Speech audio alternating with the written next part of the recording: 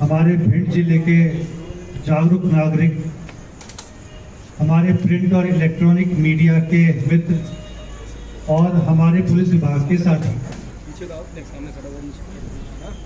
देखिए अभी पिछले 1 घंटे से यहाँ पे पूरी एक चर्चा चल रही है। उसमें हमारे एडीपीओ साहब, हमारे सीएसपी साहब, हमारे लीगल सेल के जो अध्यक्ष हैं, पूर्व अध्यक्ष हैं, इन्होंने काफ़ी डिटेल में पूरा बताया है कि क्या इस कानून में क्या चेंज आ रहा है, क्या बदलाव आ रहा है, पहले से अच्छा क्या है।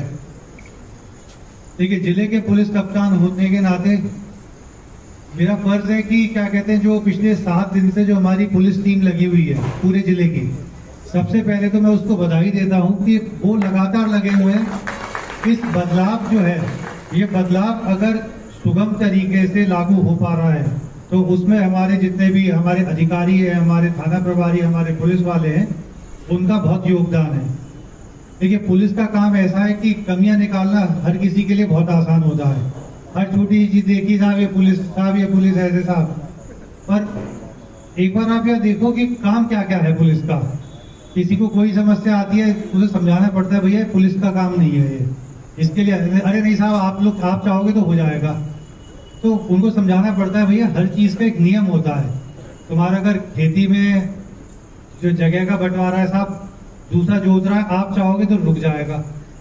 तो अपेक्षाएं पुलिस से इतनी होती है और बुराइयां भी बहुत होती हैं। तो सबसे पहले तो इसलिए मैंने कहा कि जो हमारा पुलिस विभाग है उसके लिए आप तालियों से उनका स्वागत करिए, हमारे अधीनस्थ कर्मचारियों का। देखिए जो नए कानून आए हैं, ये जो हमारा संविधान है, देश का संविधान, उसकी जो मूल भावना है उसमें उसको ध्यान में रखते हुए इसको लागू किया गया है।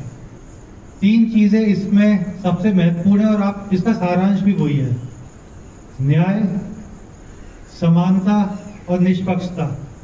इन 3 चीज को आप मान के चलिए कि ये पूरे जो बदलाव हुए, जैसे भी चल रहा है ना कि क्यों बदलाव की जरूरत पड़ी, तो ये जो 3 मूल भावनाएं हमारे संविधान की है, उसके हिसाब से हमारी जो ये नए कानून के जो प्रावधान है इसमें बदलाव है।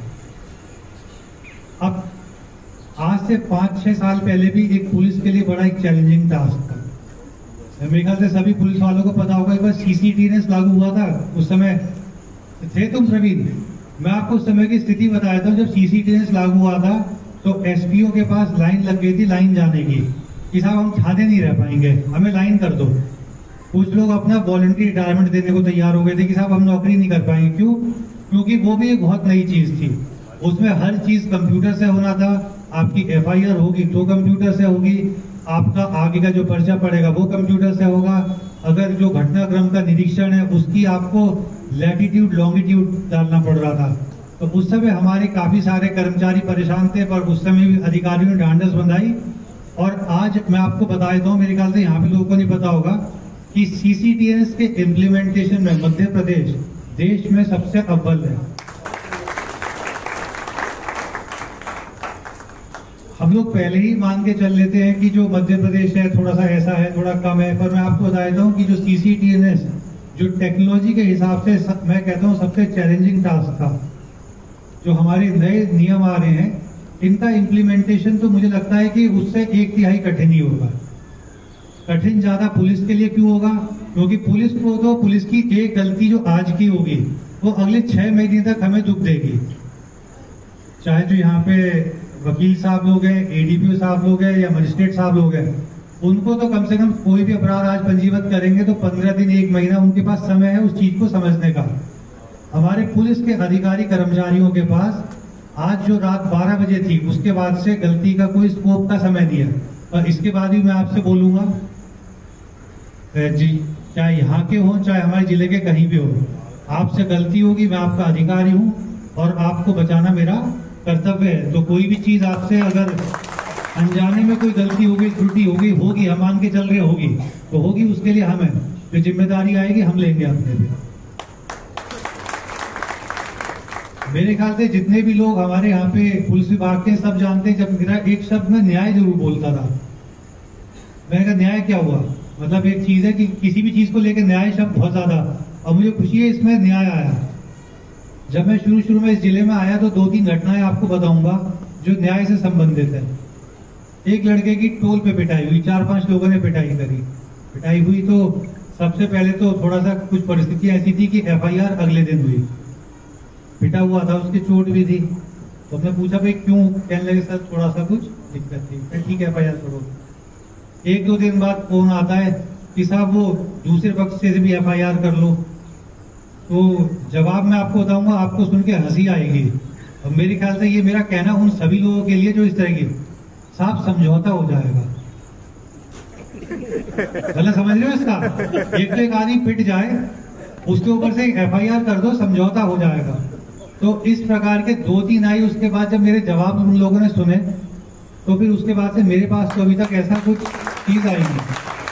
तो मैं इस चीज को बड़ा, हो सकता है कुछ चीजें हमारे पुलिस विभाग की कमी है, अच्छी है, पर इस चीज को जो न्याय शब्द है उसको मैं अपने दिल से लगा के रखता हूँ। मैं पहले ही बोलता हूँ कि हम रहे ना रहे, पर यहाँ पे हमसे कोई गलत कायमी तो नहीं करा सकता हमारे संज्ञान में। अब वो हो जाए कि हमारे नीचे पे किसी को पता ना हो, लैक ऑफ नॉलेज की वजह से हो जाए, पर अभी ऐसा नहीं है कि क्या कहते हैं कि साहब समझौता हो जाएगा तो एक क्रॉस एफआईआर आप कर दो।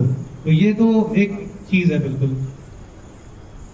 दूसरी चीज इसमें मैं ये बताऊंगा आपको कि थोड़ा सा जो थाना प्रभारी हमारे या जो विवेचक है, ठीक है, इसकी सफलता हम तब मानेंगे जो हमारे थाने का 61 साल 8 महीने वाला कर्मचारी है, वो भी किताब लेके बैठे।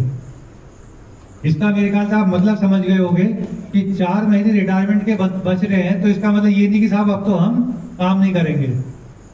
सरकार ने 60 से 62 आपको मौका दिया, तो आप आखिरी समय तक अपनी मेहनत करिए, कोशिश करिए कि कोई भी गलती नहीं हो। कल ध्यान में रखेंगे, हम नीचे से भी प्रश्न लेंगे संवाद के दौरान।